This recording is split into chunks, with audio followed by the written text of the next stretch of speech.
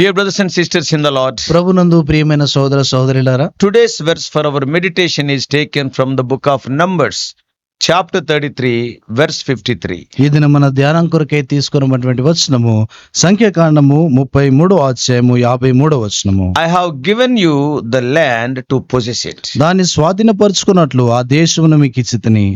Numbers 33:53 is a direct command from God to the Israelites as they prepare to enter the promised land. Israel ప్రజలు వాగ్దాన దేశంలో ప్రవేశించేటువంటి ఆ యొక్క సమయంలో దేవుడు నేరుగా ఇశ్రాయేల్ ప్రజలకు ఆయన ఇస్తున్నటువంటి ఆ యొక్క ఆజ్ఞ అది. God tells them to take possession of the land and settle in it because he has given it to them. దేవుడు వారికి ఆ యొక్క దేశమును అనుగ్రహించినాడు గనక ఆ దేశమును స్వాధీనపరుచుకొని ఆ దేశంలో వారు నివసించాలని ప్రభు చెప్తా So వచ్చాడు. this verse emphasizes that the land of Canaan was a gift from God. ఈ యొక్క వచనము ఏది జ్ఞాపకం చేస్తా ఉందంటే ఈ యొక్క వాగ్దాన దేశం చూస్తే వారికి అనుగ్రహించబడిందిగా చూపబడతా ఉంది. It is a gift from God. దేవుని నుండి ఇవ్వబడినటువంటి వరం అది, బహుమతి. And it was not something the Israelites earned on their own. ఇశ్రాయేలు తాము స్వంతగా సంపాదించుకుంది కాదు. But what is their role? అయితే వారి యొక్క వంతు ఏంటి, పని ఏంటి? Their role was to act on faith and obedience by taking hold of what the Lord has promised. దేవుడు అయితే వాగ్దానం చేస్తా వచ్చినాడో దాని కొరకే వారు విశ్వాసం ఉంచి దాన్ని చేపట్టాలి. So this verse also highlights a key moment in Israel history. ఈ యొక్క వచనము ఇశ్రాయేల్ యొక్క చరిత్రలో కూడా ఎంతో ప్రాముఖ్యమైనటువంటి సంఘటన గుర్తు చేస్తా ఉంది. Why? ఎందుకొరకు? What is that? ఏంటది? What God has promised to Abraham, Isaac and Jacob hundreds of years ago is about to be fulfilled. ఇప్పుడు దేవుడు వందల సంవత్సరాల కిందట అబ్రాహాము, ఇస్సాకు, యాకోబులతో చేసినటువంటి ఆ యొక్క వాగ్దానం ఇప్పుడు నెరవేర్చబోతా ఉన్నాడు. The land was more than just a territory, just geographical territory. అది భౌగోళికంగా చూస్తే ఒక చిన్న ఆ యొక్క స్థలమే, అది భూమి. It is not just that. అది అంత మాత్రమే కాదు. It was a place where the Israelites were to live out their identity as God's chosen people. Israel ప్రజలు దేవుడు ఏర్పరచుకున్నటువంటి ప్రజలుగా నివసించేటువంటి ప్రదేశం. ఇంకా God's instructions to take possession and settle in the land was both invitation to receive his gift and a command to live in obedience to his will. దేవుడు ఆ దేశమును స్వాధీనపరచుకోవటం అనేటువంటిది దేవుడు ఆ స్వాధీనపరచుకోవటానికి ఆయన ఇచ్చినటువంటి ఆహ్వానము. ఆ తర్వాత Also a command to live in obedience to his will. తన యొక్క చిత్తానికి విధేయత చూపించడం ద్వారా అక్కడ జీవించాలనేటువంటి ఆజ్ఞ. So this verse places the Israelites at the end of their 40-year journey through the wilderness. ఈ యొక్క వచనము ఇశ్రాయేల్ ప్రజలు ఆ యొక్క అరణ్యములో 40 సంవత్సరాలు తిరిగినటువంటి ఆ కాలానికి ముగింపుగా ఉంది. They were in the plains of Moab now. ఇప్పుడు ఆ మోయాబు మైదానాల్లో వారు ఉన్నారు. Right across the Jordan River from promised land, only Jordan River is in between. ఇప్పుడు వారి మధ్యలో చూస్తే ఈ యొక్క యోర్దాను నది మాత్రమే మధ్యలో ఉంది. So this land was significant because it was the fulfillment of God's promise to Abraham and to his descendants. ఈ యొక్క దేశం ఎంతో ప్రాముఖ్యమైనటువంటిది. ఎందుకొరకంటే దేవుడు అబ్రాహాముతోను ఆయన సంతానంతో చేసినటువంటి ఆ యొక్క వాగ్దానం యొక్క నెరవేర్పు కొరకే వారు వేస్తున్నారు. Yes, God said his descendants are going to inherit a land flowing with milk and honey. దేవుడు ఆ యొక్క అబ్రాహాం వారి చెప్తా వచ్చినటువంటి మాట, వారి సంతానానికి వారు ఈ యొక్క దేశమును పాలు తేనెలు ప్రవహించేటువంటి దేశమును వారు స్వాధీనపరుచుకుంటారు. However, that land at that time was occupied by various nations whose practices were contrary to God's ways. అదివరకే చూస్తే ఆ యొక్క దేశము వేరే వాళ్ళు స్వాధీనపరుచుకుంటా వచ్చారు. వారు చేసేటువంటి ఆ యొక్క కార్యకలాపాలన్నీ కూడా చూస్తే దేవుని దైవికమైనటువంటి సంగతులకు వ్యతిరేకంగా ఉన్నాయి. So taking possession of the land was not just about a military conquest. ఈ యొక్క ఆ దేశమును స్వాధీనపరచుకోవటం అంటే ఏదో సైన్యంగా వెళ్ళి ఆక్రమించుకోవటం కాదు. But it was about fulfilling God's plan and establishing a place where his people could worship him freely. అది దేవుని యొక్క ప్రణాళికను నెరవేర్చడము, దేవుని యొక్క ప్రజలు ఎంతో స్వతంత్రముగా తనను ఆరాధించేటువంటి స్థలంగా అది ఉంది. So the command to settle in the land, ఆ దేశంలో స్థిరపరచబడాలి అంటే ఆజ్ఞ, it also implied that the Israelites were to make this land their home. ఈ యొక్క ఇశ్రాయేలు ప్రజలు ఆ యొక్క దేశమును తమ యొక్క స్వంత గృహముగా, ఇల్లుగా చేసుకోవాలని ప్రభు కోరుతా And వచ్చాడు. setting up their society according to God's laws. తమ యొక్క సమాజం అంతటిని కూడా దేవుని యొక్క నియమ నిబంధనల ప్రకారము నియమించాలని కోరుతా They should వచ్చాడు. not adopt the practices of the nations which they are displacing. వారు చుట్టూ ఉన్నటువంటి ఆ యొక్క దేశాల్లో ఉన్నటువంటి ఆ యొక్క ఆచారాలు వీరు ఏమాత్రం కూడా వెంబడించొద్దని చెప్తా This వచ్చాడు. was a pivotal moment of transition. వారి యొక్క జీవితాల్లో చూస్తే ఇది ఒక గొప్ప మార్పుగా ఉంటా వచ్చింది. Because all these days they were wandering. ఇంతకాలం వారు అరణ్యంలో తిరుగుతా వచ్చారు. Now they are becoming a nation rooted in the land of God had promised them. ఇప్పుడు దేవుడు వారికి వాగ్దానం చేసినటువంటి ఆ యొక్క దేశంలో ఒక ప్రజగా వారు ఉండబోతున్నారు. And this verse emphasizes the faithfulness of God in keeping his promises. ఈ యొక్క వచనము దేవుడు తన వాగ్దానాలను నెరవేర్చేటువంటి విషయంలో దేవుని యొక్క విశ్వాస్యతను తెలియజేస్తా The ఉంది. land was a tangible expression of God's covenant with Israel. దేవుడు ఇశ్రాయేల్ ప్రజలతో తాను చేసినటువంటి ఆ యొక్క వాగ్దానము అది ఇంకా విడదీయలేనటువంటి వాగ్దానంగా అది ఉంది. It is showing that he is true to his word. ఆయన తన మాట విషయమే ఆయన నిజముగా ఉన్నాడన్న సంగతిని Oh, this తెలియజేస్తుంది. verse teaches us that God's promises often come with responsibilities. దేవుని యొక్క వాగ్దానాలు చూస్తే తరచుగా అవి బాధ్యతలతో కూడా వస్తాయి. The Israelites were not only to receive the land, ఇశ్రాయేలు ప్రజలు ఆ దేశమును స్వాధీనపరచుకోవటం మాత్రమే కాదు, but also actively take possession of it and live according to God's instructions. తిరిగి దేవుని యొక్క నియమ నిబంధనల ప్రకారము ఆ దేశంలో ఉంటూ వారు జీవించాలి. So this verse also highlights two things. ఈ యొక్క వచనము ఈ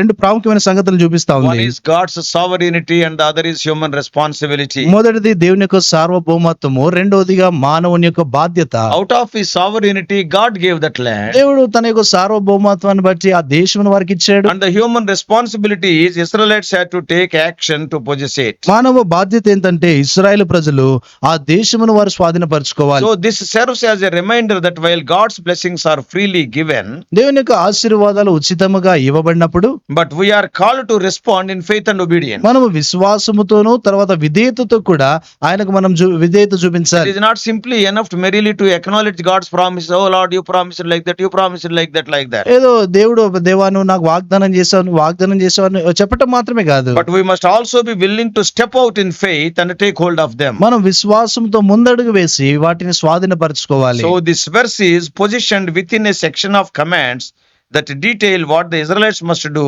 as they enter into the land of Canaan. ఇశ్రాయేలు ప్రజలు ఆ యొక్క కానాను దేశంలో వాగ్దాన దేశంలో ప్రవేశించిన తర్వాత ఏమి చేయాలనేటువంటి సంగతిని గురించి ఆయన సూచిస్తా ఉంది. And in between those things, those commands, this verse is written. ఆ యొక్క ఆజ్ఞల మధ్యలో ఈ యొక్క వచనం రాయబడింది. The imperative verbs, that is compulsory verbs, are there. అక్కడ చూస్తే ఖచ్చితంగా చేయాల్సినటువంటి పనులు ఉన్నాయి. Take position ఆ యొక్క స్వాధీనపరచుకున్నాడు and అంటాడు, settle. అక్కడ స్థిరపడమంటాడు. What does it mean? దాని అర్థం ఏంటి? Oh, these words reflect the urgency and action required. అక్కడ చూస్తే ఇంకా ఖచ్చితంగా ఎంత త్వరగా చేయాలో దాని గురించి They సూచిస్తా cannot ఉంది. be lazy or lethargic. ఇంకా వారు ఏమాత్రం కూడా సోమరులుగా ఉండకూడదు. So this verse contrasts with the previous commands. ఆ ముందున్నటువంటి ఆజ్ఞలకు కొంత వ్యతిరేకంగా ఈ యొక్క మాట ఉంటుంది. Earlier what God said? ముందు ప్రభు ఏమంటా వచ్చాడు, Drive out those inhabitants అక్కడ నివాసులను వెలగొట్టమన్నాడు, and destroy their idols. వారి యొక్క విగ్రహాలను ధ్వంసం So చేయమన్నాడు. now the idea is shifting to a positive action. Earlier negative action, drive out them and destroy them. Now, yes, possess them and settle them, positive action. మునుపు చూస్తే వారిని వెళ్ళగొట్టి అక్కడ నుండి వారి విగ్రహాలను ధ్వంసం చేయమని చెప్తా వచ్చినాడు. ఇప్పుడు అక్కడికి వెళ్లి దాన్ని స్వాధీనపరచుకుని అక్కడ నివసించమంటాడు. So what the phrase says, for I have given you the land to possess. నేను మీరు ఏలైనగా దాన్ని స్వాధీనపరచుకున్నట్లు ఆ దేశాన్ని మీకు ఇచ్చితేనే అంటే I have given. నేను ఇచ్చాను What అంటాడు. does it mean? దాని అర్థం ఏంటి? The land was a gift from God, he has given it. ఆ దేశము దేవుడిచ్చినటువంటి బహుమతి వారికి ఆయన ఇచ్చాడు. So this line reinforces the idea that the Israelites' success, it depends upon not their own strength but God's provision. ఈ యొక్క సంగతి ఏం చూపిస్తా ఉందంటే ఇశ్రాయేలు ప్రజల యొక్క విజయం ఆ దేవుని యొక్క ఆ శక్తిపై ఆధారపడిందని, తమ సొంత శక్తిపై ఆధారపడలేదని సూచిస్తా ఉంది. So if you see the structure of that sentence, ఆ మాట యొక్క క్రమాన్ని మనం గమనిస్తే first moving from command to divine assurance.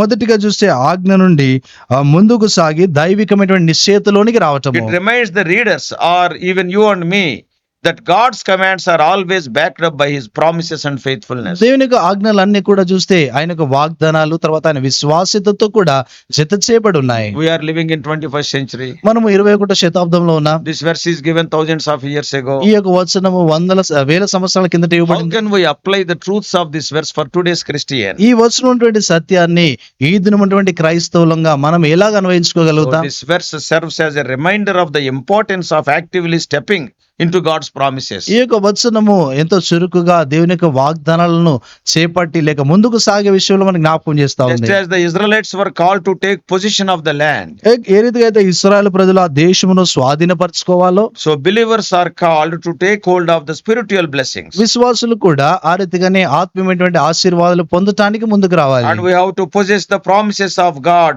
offers through faith. విశ్వాసం ద్వారా దేవుడు అనుగ్రహించేటువంటి ఆ వాగ్దానాలను ఆ యొక్క ఆశీర్వాదాలు మనం పొందాలి. So this verse challenges us to not just passively wait for God's promises, but act in faith. ఈ యొక్క వచనము దేవుని యొక్క ఆశీర్వాదాల కొరకే వేచుండటం మాత్రమే కాకుండా విశ్వాసంతో మనం కార్యం చేయాలని We చెప్పబడతా have to trust God and believe what God has promised He is going to fulfill it, provide it. దేవుడు ఏదైతే వాగ్దానం చేశాడో దాన్ని నిశ్చయంగా దాన్ని ఏర్పాటు చేసి దాన్ని నెరవేరుస్తాడని మనం విశ్వసించి నమ్మాలి. It also speaks of the importance of making God's promises a reality in our life. మన యొక్క జీవితాల్లో దేవుని యొక్క వాగ్దానం అది వాస్తవికంగా ఉందని మనం నమ్మాలి. Settling in the land meant living out God's commands daily. ఆ దేశములో ఉండటం నివసించటం అంటే దేవుని యొక్క ఆజ్ఞలను అనుదినము కూడా పాటిస్తూ And ఉండాలి. creating a society that honored Him. ఆయనను ఘనపరిచేటువంటి ఆ సమాజాన్ని మనం కలిగి ఉండాలి. So for Christians, క్రైస్తవులముగా this translates to living out our faith in practical ways. మన యొక్క విశ్వాసము క్రియాశీలకమైనటువంటి విధానంలో జీవించడాన్ని We చూపిస్తాం. have to shape out our lives around God's truth and values. మనము దేవుని యొక్క సత్యము ఆయన విలువలకు అనుసంధానముగా మన యొక్క జీవితం ఉండాలి. So God's promises are not just for our comfort. మన యొక్క దేవుని యొక్క వాగ్దానాలు చూస్తే కేవలం మన యొక్క ఆ యొక్క సుఖ సౌఖ్యాల కొరకు కాదు, But they are meant to transform how we live. అవి మనం ఎలాగూ జీవిస్తా ఉన్నామో దాన్ని మార్చటానికి. So this verse reflects God's loving generosity in giving the Israelites the promised land. ఇశ్రాయేలు ప్రజలకు దేవుడు ఆ వాగ్దాన దేశం ఇచ్చేటువంటి విషయంలో దేవుని యొక్క దాతృత్వం ఏంటో అది కనబడతా God ఉంది. did not bring His people out of Egypt just to leave them wandering. దేవుడు ఇశ్రాయేలు ప్రజలను ఐగుప్తు దేశం నుండి ఆ యొక్క అరణ్యంలో తిరుగులాడటానికి ఆయన తీసుకొని He రాలేదు. had a specific good place prepared for them. ఆయన వారి కొరకు ఎంతో మంచి నిర్దిష్టమైనటువంటి స్థలమును ఆయన వారి కొరకే So సిద్ధపరిచాడు. His command to take possession of the land shows His desire for His people to thrive and enjoy the blessings He had set aside for them. ఆయన వారికి ఆ దేశమును స్వాధీనపరచుకోమని ఆయన చెప్పినాడంటే ఆ యొక్క ఆజ్ఞలైనటువంటి విషయము ఆ యొక్క దేశమునటువంటి ఆశీర్వాదము మేలును వారు అనుభవించాలని ఆయన కోరుతా God వచ్చాడు. has set those blessings aside for them. దేవుడు వారి కొరకే ఆ యొక్క ఆశీర్వాదాలను ఉంచాడు. So God's love is evident in His provision and His desire for His people to be established in a place where they could know Him more deeply and worship Him freely. ఏ స్థలమందు అయితే దేవుణ్ణి అధికంగా ఎరిగి ఆయనను ఆరాధిస్తారో అటువంటి స్థలము కొరకే దేవుడు వారిని నడిపించాడు. The verse reminds us that God's gifts are always given with our best interests in mind. ఈ యొక్క వచనం చూస్తే మనకి ఏం జ్ఞాపకం చేస్తా ఉందంటే మన జీవితాల్లో మనకి ఇష్టం Whenever God gives some gifts, దేవుడు ఎప్పుడైతే బహుమతి ఇచ్చినప్పుడు God will always keep our best in His mind. మనకు ఏది జీవితంలో ఏది శ్రేష్టమైందో అది ఆయన మనసులో ఉంచుకొని ఉంటాడు. And He wants His people to experience the fullness of His promises. తన వాగ్దానాల యొక్క సంపూర్ణత తన ప్రజలు ఆనందించాలని ప్రభు కోరుతా Not ఉంటాడు. just in theory, but in reality. అదేదో బోధపరంగా మాత్రమే కాకుండా వాస్తవికంగా దాన్ని పొందాలని ప్రభు కోరుతా So ఉంటాడు. the call to take possession of the land, ఆ దేశమును స్వాధీనపరచుకోనిడి అనేటువంటి ఆ యొక్క మాటలో ఉన్నటువంటి అర్థము it points forward to the spiritual inheritance believers have in Christ Jesus. క్రీస్తు ప్రభు వారి నందు విశ్వాసులు కలుగున్నటువంటి ఆత్మీయమైనటువంటి స్వాస్థ్యాన్ని సూచిస్తా ఉంది. Through Christ we are invited to take hold of all the God has promised. క్రీస్తు ద్వారా దేవుడు ఏదైతే వాగ్దానం చేసినాడో అవన్నీ కూడా విశ్వాసులు స్వాధీనపరచుకోవాలి. Eternal life, అది నిత్య జీవము, peace, సమాధానం, joy, సంతోషం, and a restored relationship with God. తర్వాత దేవునితో కూడా సమకూర్చబడినటువంటి ఆ సహవాసం. Ephesians 1:11 says, ఎఫెసీయులకు రాసిన పత్రిక 1:11 రాయబడింది. In Him we were also chosen, having been predestined according to the plan of Him who works out everything in conformity with the purpose of His will. దేవుడు తన చిత్త ప్రకారమైన సంకల్పను బట్టి మనల్ని ముందుగా నిర్ణయించి ఆయన యందు స్వాస్థ్యముగా ఏర్పరచును. ఆయన తన చిత్తానుసారముగా చేసిన నిర్ణయం చొప్పున సమస్త కార్యములను జరిగించుచున్నాడు. Here he is emphasizing that through Jesus we receive a spiritual inheritance. అక్కడ ఆయన చెప్తా ఉన్నటువంటి మాట యేసు క్రీస్తు ప్రభు వారి ద్వారా మనకు ఆత్మ సంబంధమైనటువంటి స్వాస్థ్యం కలిగింది. Just as the Israelites were to take possession of Canaan, ఏదైతే ఇశ్రాయేల్ ప్రజలు కనాను దేశాన్ని స్వాధీనపరచుకోబోతున్నారు, Christians are called to live in the reality of God's kingdom here on earth. ఈ యొక్క క్రైస్తవులు కూడా యేసు క్రీస్తు ప్రభు వారి యొక్క ఆ పరలోక రాజ్యం యొక్క వాస్తవికతలో భూమి మీద జీవించాలని కోరుతా And వచ్చాడు. we have to embrace the new life Jesus offers. ఆ యేసు ప్రభు వారు ఇచ్చేటువంటి ఆ నూతన జీవితాన్ని మనం హత్తుకొని ఉండాలని ప్రభు కోరుతా So వచ్చాడు. Jesus' death, burial and resurrection opened the way for us to enter into the God's promises fully. యేసుక్రీస్తు వారి యొక్క మరణ, భూస్థాపన, పునరుత్థానము యేసుక్రీస్తు వారి యొక్క సంపూర్ణ ఆశీర్వాదాలకు దారితీసింది. He is our ultimate possession. ఆయనే మనకు ఉన్నటువంటి స్వాస్థ్యం ఆయన. And the fulfillment of every promise God has made, it is in Christ Jesus. దేవుడిచ్చినటువంటి ఆ యొక్క వాగ్దానాల నెరవేర్పు అంతా కూడా యేసు ప్రభువారి నందు ఉంది. Therefore, finally, this verse encourages us to trust in God's faithfulness. ఈ యొక్క వచనము యేసు ప్రభువారి యొక్క విశ్వాసత యందు నమ్మిక ఉంచాలని ఈ వచనం మనం And ప్రోత్సహిస్తుంది. to actively take hold of the promises He has given us. ఆయన ఇచ్చినటువంటి వాగ్దానాలను మనం చేపట్టాలని కోరుతా ఉన్నది. It reminds us that God's love is demonstrated in His provision. దేవుని యొక్క ప్రేమ చూస్తే ఆయన చేసినటువంటి యొక్క ఏర్పాట్లో తెలియజేయబడతా And His ఉంది. desire for us to live fully in the blessings He offers. సంపూర్ణముగా ఆయన ఇచ్చేటువంటి ఆశీర్వాదములో మనం జీవించాలని Not కోరబడుతున్నాం. only today, ఈ దినం మాత్రమే but కాదు, throughout our lifetime. మన జీవిత కాలం అంతా కూడా. And I want to tell one more thing. నేను ఇంకో విషయం చెప్పగోరుతున్నాను. Many people in many places, they compare Canaan with heaven. చాలా మంది చాలా స్థలాల్లో ఈ యొక్క కనానును పరలోకంతో వారు పోలుస్తూ I ఉంటారు. have heard many messages. నేను చాలా వర్తమానాలు విన్నాను. Many people, knowingly or unknowingly, they will say, చాలా మంది తెలుసో తెలియకో ఈ మాట చెప్తా ఉంటారు. but కానీ Canaan is not heaven. కనాను పరలోకం కాదు. It is an inheritance for a believer to possess. ఒక విశ్వాసి స్వాధీనపరుచుకునటానికి ఉన్నటువంటి స్వాస్థ్యము. Why Canaan is not heaven? ఎందుకు కనాను పరలోకం కాదు? Because in heaven there are no enemies. ఎందుకంటే పరలోకంలో శత్రువులు లేరు. And in heaven there are no wars to fight. పరలోకంలో పోట్లాడటానికి యుద్ధాలు లేవు. We know in Canaan, Joshua fought with 31 kings. మనకందరికి తెలుసు కనాల్లో ఈ యొక్క యోషువ దాదాపు 31 మంది రాజులతో పోట్లాడాడు. But in heaven we need not fight. అయితే పరలోకంలో మనం పోట్లాడాల్సిన నిమిత్తం Heaven లేదు. is not occupied by the enemies. ఈ యొక్క పరలోకము ఏ శత్రువుల చేత కూడా ఆక్రమించబడలేదు. King of heaven is the King of kings and the Lord of lords. ఆ పరలోకపు రాజే రాజులకు రాజు ప్రభులకు ప్రభు He ఉన్నాడు. is Lord Jehovah. ఆయన యెహోవా దేవుడు. And we need not fight there.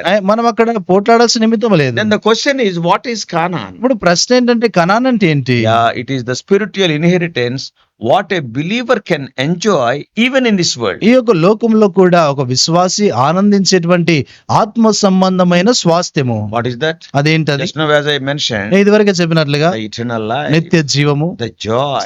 సంతోషము, That is an exceeding joy. అది అత్యధికమైన It is సంతోషము. written joy unspeakable. ఆ చెప్పనాసక్యమైన Your సంతోషము. troubles and your situations of life cannot take away that joy or song from your mouth. నీ యొక్క జీవితంలో ఉన్నటువంటి సమస్యలే గాని తర్వాత కష్టాలే కానీ నీ నోట ఉన్నటువంటి ఆ సంతోష గీతాన్ని అవి ఏమి కూడా తీసివేయలేవు. What is that Canaan? ఆ కనాన్ అంటే It is a ఏంటి? new song that the Lord has kept in your mouth at the time of your salvation. నీ రక్షణ సమయంలో దేవుడు నీ నోట ఉంచినటువంటి ఆ నూతన గీతం అది. Nobody can take it away. ఎవరు కూడా దాన్ని తీసివేయలేరు. Anything may happen in your life, but nobody can take away this joy or song. నీ జీవితంలో ఏమి జరిగినా కూడా దేవుడు ఈ యొక్క సంతోషము గాని ఈ యొక్క ఆనందం గాని ఎవరు కూడా తీసివేయలేరు. Oh, it is the peace. ఇది సమాధానం. Oh, as we read in Philippians 4:7, ఫిలిప్పీయులకు రాసిన పత్రిక 4:7 చదివేట్లుగా the peace that passeth human understanding. ఆ సమస్త మానవ గ్రాహ్యానికి మించినటువంటి సమాధానం. You and I cannot understand that peace. ఆ సమాధానం మనకు అర్థం కాదు. Even in the midst of fiery furnace, they were walking joyfully. అక్కడ చూస్తే అగ్నిగుండంలో కూడా వారు ఎంతో సంతోషంగా నడుస్తా ఉన్నారు. Oh, this is the peace what God gives. దేవుడు ఇచ్చేటువంటి సమాధానం అలా This is the ఉంటుంది. joy what God gives, so that you and I may enjoy even in this world. దేవుడు ఇచ్చేటువంటి సంతోషం అటువంటిది ఈ లోకములో కూడా మనం ఆ సంతోషాన్ని Paul and అనుభవించవచ్చు. Silas were singing, though they were beaten. పౌలు శీలాలు చూస్తే వారు పాటలు పాడుతూ వచ్చారు. వారు కొట్టబడినా కూడా పాటలు పాడుతున్నారు. Everybody will be weeping, అందరూ ఏడుస్తా ఉంటారు. but కానీ they were singing. వారు పాటలు పాడుతా Oh, వచ్చారు. what an extraordinary joy and peace what God gives. దేవుడిచ్చేటువంటి ఆ సంతోషం సమాధానం ఎంత అసమానమైంది. That is during this life journey we can enjoy. అది లోక యాత్రలు మనం ఆనందించవచ్చు. Canaan is our spiritual inheritance even as we are leading our lives in this world. మనం ఈ లోకంలో జీవిస్తా ఉన్నా కూడా ఈ కనాను మన ఆత్మ సంబంధమైనటువంటి స్వాస్థ్యము. Oh, what a joy it is. అది ఎంత గొప్ప సంతోషము. From this we can understand. దీని నుండి మనం గ్రహించే విషయం, If you are a child of God, నువ్వు దేవుని బిడ్డవవుతే you are a rich person. నువ్వు ధనవంతుడవు.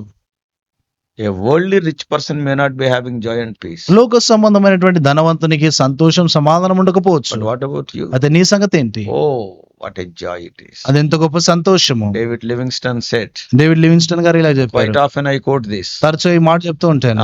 He said like this, that is his quotation. ఆయన చెప్పినటువంటి మాట అది. What is that? అదేంటది? I can be rich without money. డబ్బు లేకుండానే ధనవంతునిగా ఉండొచ్చు అన్నాడు. Truly he is rich. నిజముగా ఆయన ధనవంతుడే. You are a child of. నువ్వు దేవుని బిడ్డ You అవుతాయి. can be rich without money. డబ్బు లేకుండా నువ్వు ధనవంతుడు అవ్వచ్చు. Every day, some raven will bring and meet your need. ప్రతి దినము కూడా చూస్తే ఏదో ఒక కాకి ఒక మాంసం తెచ్చి నీ యొక్క ఆహారం తీసుకొని వస్తుంది, నేను తృప్తి పరుస్తుంది. You can be rich without money. డబ్బు లేకుండా నువ్వు ధనవంతుడు అవ్వచ్చు. What a joy it is. అది ఎంత గొప్ప This సంతోషం. is the blessedness of the children of God. దేవుని పిల్లలకు ఒక ధన్యత ఇది. God has brought us into a place, into that Christendom, born in experience, where milk and honey are flowing. పాలు తేనెలు ప్రవహించేటువంటి అటువంటి క్రైస్తవత్వంలోనికి దేవుని పిల్లలయ్యేటువంటి ఆ యొక్క స్వాస్థ్యంలోని దేవుడు మనం తీసుకొని May వచ్చాడు. God help you to understand all these wonderful truths. ఈ అద్భుతమైన సత్యాలను గ్రహించినట్లు దేవుడు నీకు సహాయపడు గాక. Let us pray. ప్రార్థన చేస్తాం. Father, we thank thee for thy grace and love. తండ్రి నీ యొక్క ప్రేమ తర్వాత కృపను బట్టి ఎంతో వందనాలు చెల్లిస్తున్నాం. Though we are not worthy, ప్రభావ మేము యోగ్యులము కాకపోయినా once కూడా upon a time we were slaves in Egypt. ఒకనొక సమయంలో ఐగుప్తులో బానిసలుగా Thou hast ఉంటుంది. delivered us because of the blood of the Lamb. ఏ గొర్రె పిల్ల యొక్క రక్తం ద్వారా మీరు మమ్మల్ని విడిపించారు. Thou hast enabled us to cross the Red Sea. ఆ ఎర్ర సముద్రం దాటినట్లు సహాయపడ్డారు. Wilderness journey is over.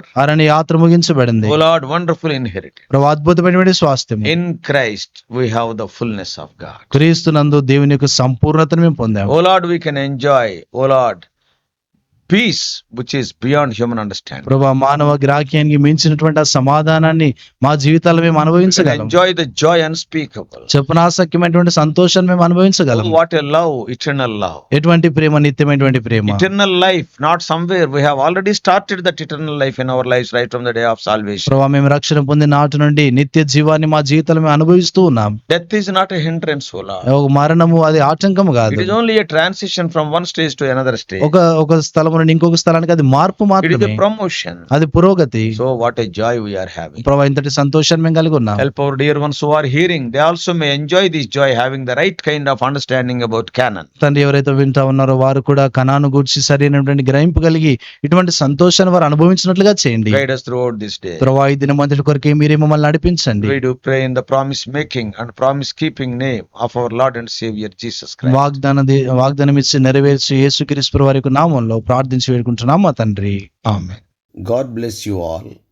Please subscribe for more spiritual messages to the YouTube channel John Victor Telugu Messages.